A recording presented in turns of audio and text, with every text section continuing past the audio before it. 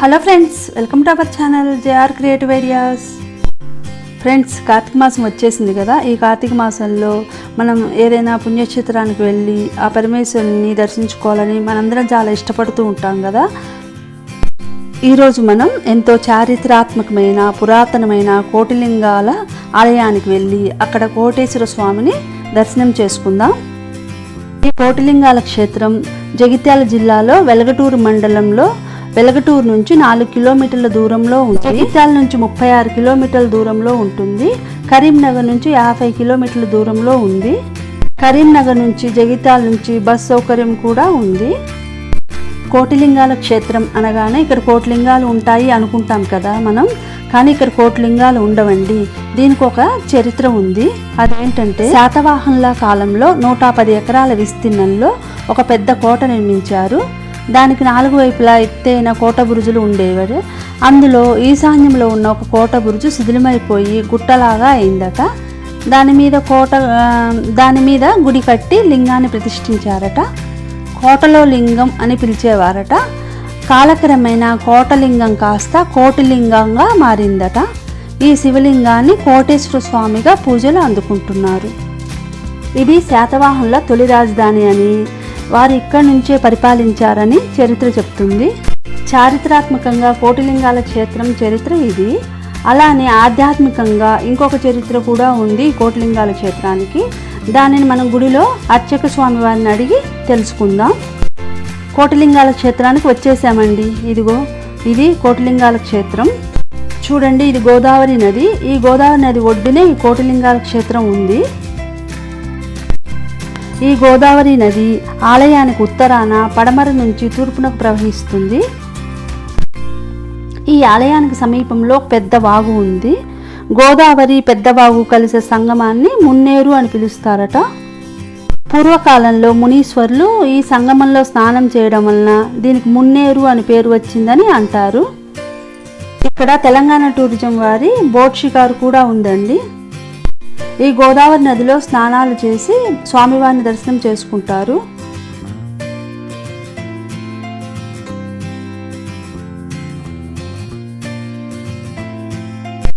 ఈ కనిపిస్తున్నాయి కదా, ఈ మెట్లెక్కి మనం గుడిలోకి వెళ్దాం. ఇక్కడ విశేషాలను తెలుసుకుంటూ గుడి చుట్టూ ఒక ప్రదక్షిణ చేసి గుడిలోకి వెళ్ళి స్వామివారిని దర్శనం చేసుకుందాం. రండి, మీరు కూడా దర్శనం చేసుకుందాం. ఇలా మెట్లెక్కి పైకి రాగానే ఇక్కడ ధ్వజస్తంభం ఉంది. ఈ ఆలయంలో 2 గర్భగుడులు ఉన్నాయండి.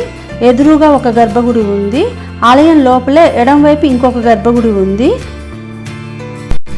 ఈ ఆలయంలో పైన 2 గోపురాలు ఉన్నాయి.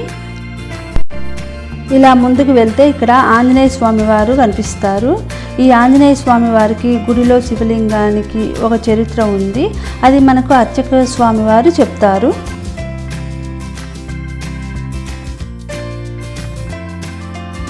ఈ ఆంజనేయ స్వామి వారిని దర్శించుకొని ఇలా ముందుకు వెళ్తే ఇక్కడ సుబ్రహ్మణ్యేశ్వర స్వామి వారు ఉంటారు.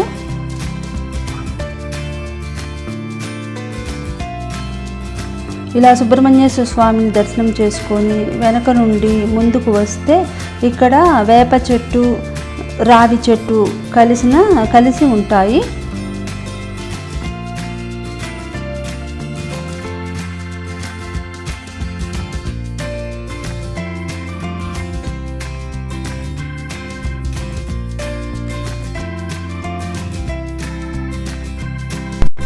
చూడండి, ఈ చెట్టు ఎంత పెద్దగా ఉందో, చాలా పెద్ద చెట్టు అండి. అలానే ఈ గోడ మీద నుంచి బయటకు చూస్తే గోదావరి కనిపిస్తుంది. గోదావరి చాలా దగ్గరగా ఉంటుంది గుడికి.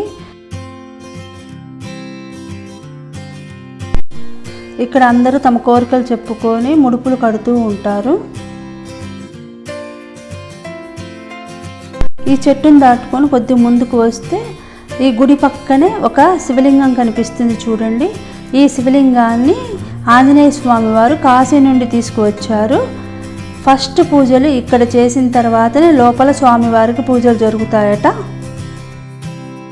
ఈ శివలింగం గురించి విశేషాలను లోపల అర్చకుల వారిని అడిగి మనం విశేషాలను తెలుసుకుందాం.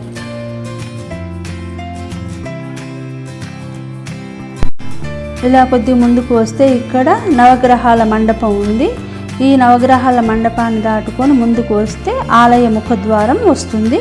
ఇప్పుడు మనం ఆలయంలోకి వెళ్దాం.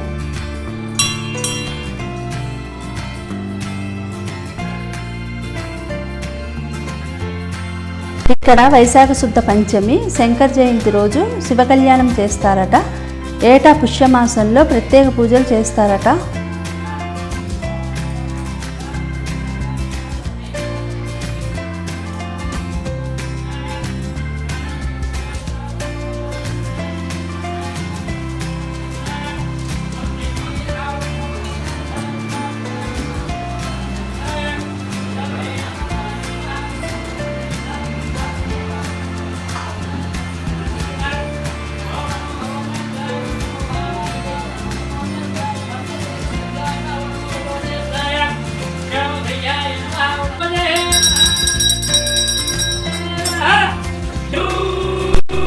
కోటేశ్వర స్వామి వారిని మనం దర్శనం చేసుకుందాం. ఇక్కడ అభిషేకాలు చేయిస్తారు అందరితోటి.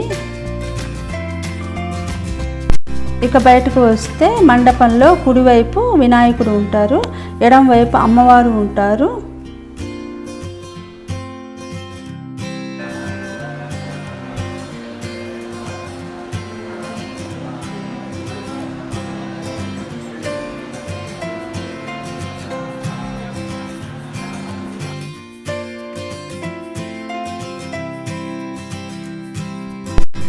ఈ మండపంలో ఎడం వైపు ఇంకొక గర్భగుడి కూడా ఉంది. ఈ గుడి లోపల చూడండి, ఇక్కడ కూడా శివలింగం, నంది ఉన్నారు. ఉత్సవ విగ్రహాలు కూడా ఉన్నాయి ఇక్కడ.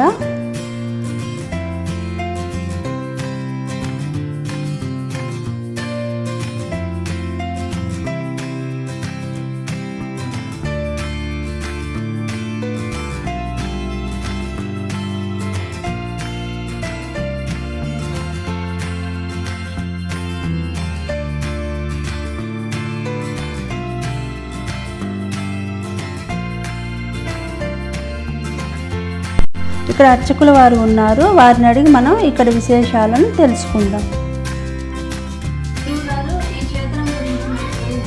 చెప్తానమ్మా. ఈ యొక్క దివ్యక్షేత్రం ఇక్కడ వెలిసినటువంటి యొక్క సందర్భం ఏంటిదంటే, త్రేతాయుగంలో ఈ యొక్క దేవాలయానికి సమీపంలో ఉన్నటువంటి యొక్క పర్వతం పైన 5 యొక్క ఋషులు ఈ గోదావరిలో స్నానం ఆచరించి క్రమేణగా వాళ్ళు ఈ గోదావరి జలం తీసుకొని వాళ్ళ గృహంలోకి వెళ్ళిపోయేవారు. ఒక సందర్భంలో ఆంజనేయ స్వామి వారిని వారు ప్రత్యక్షం చేసుకొని, ఆంజనేయ, మేము ఇక్కడ ఈ గోదావరి యొక్క తీరమందు శివలింగము ప్రతిష్టాపన చేసుకుంటాము, నువ్వు తక్షణమే కాశీకి వెళ్ళి శివలింగాన్ని తీసుకురా ఆంజనేయ అని ఆ మహర్షులు ఆజ్ఞాపించగానే ఆంజనేయ స్వామి శివలింగం తీసుకురావడానికి కాశీకి వెళ్ళాడు. మరి ఆంజనేయ స్వామికి వీరు ఒక విషయం చెప్పకుండా కాశీకి పంపించారు. ఏంటిదంటే ఆ విషయము, ఈ ఫలానా మూర్త టైంకి లింగాన్ని తీసుకురా హనుమాని ఋషులు చెప్పకపోయేసరికి ఆంజనేయ స్వామి ఏదో ఒక టైం వరకు శివలింగాన్ని తీసుకొని వచ్చారట. మరి ఆ టైంన మూర్త టైం దాటిపోతుందని ఋషులు గోదావరిలో ఒక్కొక్క ఇసుకరేణువు, కోటి ఇసుకరేణువు తీసుకువచ్చి ఈ స్వామివారిని సైకత లింగంగా ప్రతిష్టాపన చేశారు. ఈ స్వామివారు ప్రతిష్టాపన అయిన తర్వాత ఆంజనేయ స్వామి కాశీ నుండి శివలింగము తీసుకొని వచ్చి ఈ ఋషులు ఏదైతే ఈ శివలింగాన్ని ప్రతిష్టాపన చేశారో ఆ శివలింగాన్ని చూసి ఆంజనేయుడు కోపగ్రస్తుడై ఆయన తీసుకొచ్చినటువంటి యొక్క శివలింగాన్ని ఈ యొక్క ఆలయ స్థలంలో పడివేస్తే ఆయన తీసుకొచ్చినటువంటి యొక్క శివలింగానికి పానబట్టము కటాయి మరి తలకు కూడా గాయం జరిగినది. ఆ తర్వాత ఈ ఋషులు ఆంజనేయ స్వామిని శాంతింపజేశారట. ఆంజనేయ, కలియుగంలో భక్తులు కానీ యాత్రికులు కానీ నువ్వు తీసుకువచ్చినటువంటి శివలింగాన్ని దర్శించుకున్న తర్వాత, పూజించిన తర్వాతనే మేము ప్రతిష్టాపన చేసినటువంటి ఒక శివలింగాన్ని దర్శించుకుంటారు. ఈ క్షేత్రము కలియుగంలో కోటి లింగాల కోటేశ్వర స్వామిగా పిలువబడును. ఈ స్వామివారిని ఎవరైతే గోదావరిలో స్నానమాచరించి అభిషేకం చేసుకొని దర్శించుకుంటారో వారు ఒక జన్మల, మానవ జన్మల కోటి శివక్షేత్రాలను, కోటి శివలింగాలను దర్శనం చేసుకున్నటువంటి యొక్క మరి సంకల్పం కలుగుతుందని ఆ ఋషులు ఇచ్చినటువంటి అభయం అని మరి ఆనాటి నుండి ఈనాటి వరకు ఉంటారు. ప్రతి శ్రావణ మాసము, కార్తీక మాసము, ప్రతి మాసాలలో భక్తులు అధికంగా గోదావరిలో స్నానం ఆచరించి స్వామివారిని దర్శనం చేసుకొని ఇక్కడ స్వామివారికి ముడుపు కట్టి వెళ్ళిపోతే వారికి కోరిన సంకల్పాలు సిద్ధిస్తాయని ఒక నమ్మకము. ఆ నమ్మకం కూడా స్వామివారు అనుగ్రహిస్తే అనుకోని విధంగా మరి వారికి సంకల్ప సిద్ధి కలుగుతుంది. ఈ స్వామివారికి ఆ సైడ్ భాగాన అర్ధచంద్రుడు ఉంటాడు. ముఖ స్వరూపానికి ఓంకారం కూడా ఉంటుంది. ఈ స్వామిని ఎవరైతే దర్శించుకొని అభిషేకం చేస్తారో కోటి శివలింగాలకు అభిషేకం చేసిన మోక్షం కలుగుతుంది. కోటి శివక్షేత్రాలను దర్శించుకున్నటువంటి మోక్షము ఇక్కడే కలుగుతుందని ఒక నమ్మకం ఉంది. కాబట్టి ఈ స్వామి పేరు కోటేశ్వర స్వామి కోటి లింగాలుగా పిలువబడుతుంది. మరి ఉమ్మడి జగిత్యాల జిల్లా వెలగటూరు మండలానికి 4 కిలోమీటర్ల దూరంలో గోదావరి నది తీరాన వెలిసిన ఈ మహా పుణ్యక్షేత్రము త్రేతాయుగంలో ఋషులు మునులు కలిసి ప్రతిష్టాపన చేసినటువంటి శివలింగము కాబట్టి చాలా పవిత్రమైనటువంటి దేవాలయము. చాలా గోదావరి తీరాన ఉంది కాబట్టి ఇది కూడా ఇక్కడ తొలి రాజు శాతవాహన రాజు మరి శ్రీముఖుడు కూడా పరిపాలించినటువంటి యొక్క ఈ మహానగరము. మరి శాతవాహనులు ఇక్కడనే మరి తొలి రాజధానిగా పరిపాలించారు. గౌతమిపుత్ర శాతకర్ణుడు కూడా ఇక్కడ పుట్టినటువంటి మహారాజే కాబట్టి ఇక్కడ నాణెలు బంగారు బిళ్ళలు కూడా మరి బయటపడ్డాయి. త్రవ్వకాలు జరిగితే ఈ గ్రామానికి 100 ఎకరాల విస్తరణలో ప్రహారీ కూడా మరి కోట గుర్జులు కూడా ఉన్నాయి. కాబట్టి ఇది చాలా పుణ్యక్షేత్రము. ఈ మధ్యన మరి ఆలయం కూడా చాలా మరి డెవలపింగ్ కూడా జరుగుతుంది. ఎలాంటి యొక్క సౌకర్యాలకు అసౌకర్యాలు లేకుండా మంచి సౌకర్యాలు కూడా మరి అధికారులు కల్పిస్తున్నారు. కాబట్టి మీరు కూడా ఈ స్వామివారిని దర్శనం చేసుకుంటే ఒక జన్మలో మీరు కోటి శివక్షేత్రాన్ని దర్శనం చేసుకున్నటువంటి మోక్షం కలుగుతుందని మరి నా మనవి. పట్యహర మహాదేవ హర కోటిలింగేశ్వర స్వామి భ్యో నమః దేవం హర కోటిలింగేశ్వర ప్రసాద సిద్ధిరస్తు. మనమందరము స్వామివారిని దర్శించుకున్నాం కదా, స్వామివారి హారతి తీసుకున్నాము, ఆశీర్వాదం కూడా తీసుకున్నాం కదా. మనమందరం ఎప్పుడు సంతోషంగా సుఖ సంతోషాలతో ఉండాలని ఆ ఉమాకోటేశ్వర స్వామిని ప్రార్థించుకుందాం. ఇవండి కోటిలింగాల క్షేత్ర విశేషాలు. మనమందరము కోటిలింగాల కోటేశ్వర స్వామిని దర్శనం చేసుకున్నాం కదా.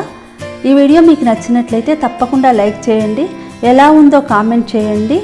మొదటిసారి నా ఛానల్ చూస్తున్నట్లయితే నా ఛానల్లో వీడియోస్ అన్నీ చూసి నచ్చితే తప్పకుండా సబ్స్క్రైబ్ చేయండి. Thank you for watching the video. మళ్ళీ వేరొక ఇంట్రెస్టింగ్ వీడియోలో మళ్ళీ కలుసుకుందాం. అంతవరకు బాయ్.